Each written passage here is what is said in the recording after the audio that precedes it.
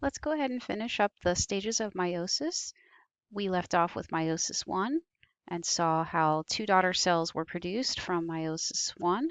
And that was for an animal cell with a diploid number of 4 chromosomes. So we're going to use that same scenario as we finish up meiosis 2. Notice that in meiosis 2, we're going to have prophase 2, metaphase 2, anaphase 2, telophase 2, and cytokinesis, but there is no interphase between meiosis 1 and meiosis 2. So we're going to take the cells we left off with in telophase 1 and cytokinesis and carry them into prophase 2. So prophase 2 looks like the cells shown on the right there, very similar to what we had at telophase 1 and cytokinesis, with the addition of another centrosome with centrioles. So with the duplication of those, you now have the spindle formed. And they're going to continue to migrate to opposite poles of the cell. We're going to show that vertically here so that it's consistent with those of you who are following along with your course packet. All right, and also we have the two pairs of sister chromatids because, again, where we left off was we were modeling this process for an animal cell with a diploid number of 4 chromosomes. Or you could say 2n equals 4.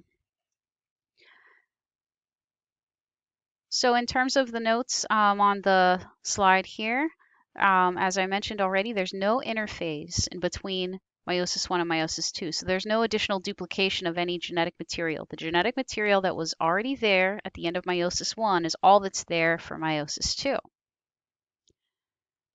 And as prophase 2 progresses, then the third item on the list here will start to happen, although we're not showing it here.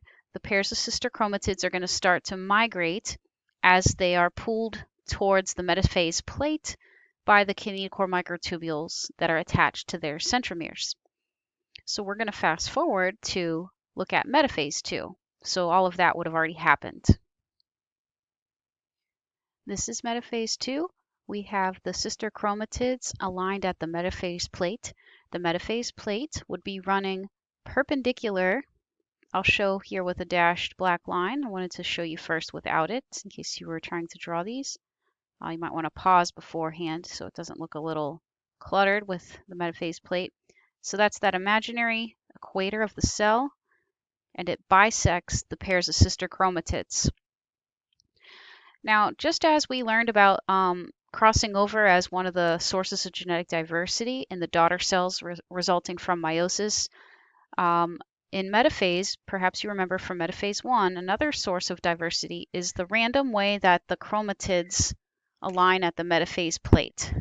So since we have crossing over here, if I had flipped around the long blue one with a little bit of red or the big red one with a little bit of blue, that might have changed the outcome of the daughter cells. So that is the independent assortment or the random alignment of the chromosomes during metaphase of meiosis. But based on what we have here, we're going to proceed to anaphase 2. In anaphase 2, the sister chromatids separate, and now we refer to them as daughter chromosomes. The daughter chromosomes migrate to opposite poles as they are pulled by the kinetochore microtubules that are getting shorter and shorter. In contrast, the non-kinetochore microtubules that are not connected to the chromosomes are lengthening, and that's why these two cells appear to be stretched. Once the daughter chromosomes have made it to their respective poles of the soon-to-be daughter cells, the spindle fibers are no longer needed, so the spindle will disintegrate. That is the completion of telophase 2 regarding the division of the chromosomes into the soon-to-be daughter cells. While that's happening is cytokinesis, the division of the cytoplasm. Now, since we're looking at an example of an animal cell, then this process is called cell furrowing. And where we see that indentation, I was looking for a different color pen. Yellow, there we go. Okay, where you see that indentation, that is referred to as the cell furrow. And ultimately, they will be cinched apart. In a plant cell, the process would be called cell plating, much like we learned about with mitosis. The same mechanisms apply here for the cells resulting from meiosis. At the end of cytokinesis in telophase 2, there will be 4 separate daughter cells, each with 2 chromosomes.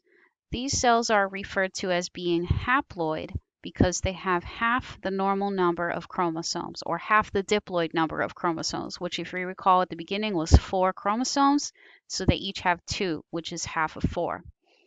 Now, as these cells prepare to return to interphase, I wanted to wait to show this because I wanted to show you the diploid state here, but the nuclear membrane will start to reform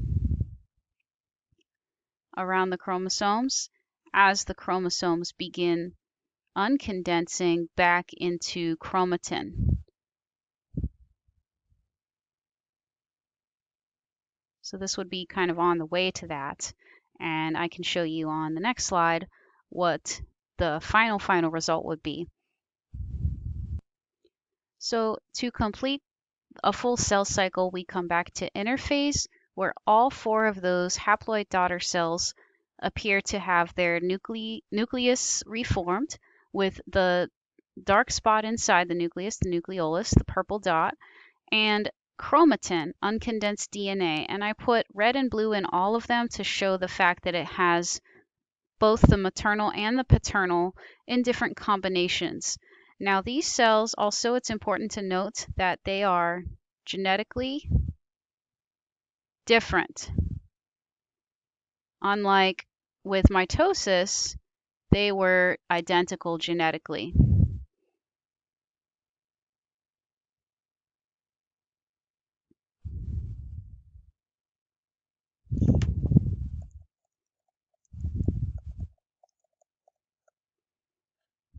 But what are these cells? If you recall, it's the sex cells that go through meiosis, but the result of this process is something you probably heard of, gametes. We're talking about eggs and sperm. And although the mechanism is the same in females and in males, they both go through meiosis just as we learned, the result is going to be different. So if you notice on the left side, we have the process in a female. It's referred to as oogenesis or oogenesis. I've heard it also pronounced that way. Oogenesis or oogenesis results in 4 cells. However, only one of them is the ova or the viable egg. The other 3 cells are what are called polar bodies, and these provide nourishment to the ova if it gets fertilized by sperm, becomes a zygote. It's like the early source of nutrition for the developing zygote. Unlike in females, spermatogenesis in a male results in 4 viable sperm. Each of them has the potential to fertilize an egg, resulting in a successful fertilization and a zygote being formed. So all of them would have half the normal number of chromosomes, and that's why N is shown inside. That represents the haploid number. For a human, that's going to be 23 chromosomes for both the ova or egg and the sperm. Now, if you haven't already tried this, we did this in class together, some of us, but if you haven't already given a try at this, go ahead and pause and see if you can complete the following table comparing mitosis and meiosis. After you've given it a try, you can check your work with the answers that I'm going to put on there now. Okay, so to go over the answers to the table, we have that in mitosis, there are 2 daughter cells produced versus meiosis, which produces 4, and that's shown in the illustration above. In mitosis, the cells are not genetically different. They're identical genetically, whereas in meiosis, they are genetically different. Mitosis happens in somatic or body cells, basically all the cells of the body besides the sex cells. It's the sex cells that undergo meiosis. Another term for sex cells is germ cells. And don't be confused though, because the result are the gametes, the eggs and the sperm, but those are not the cells that undergo meiosis. Those are just the cells that come after because of meiosis.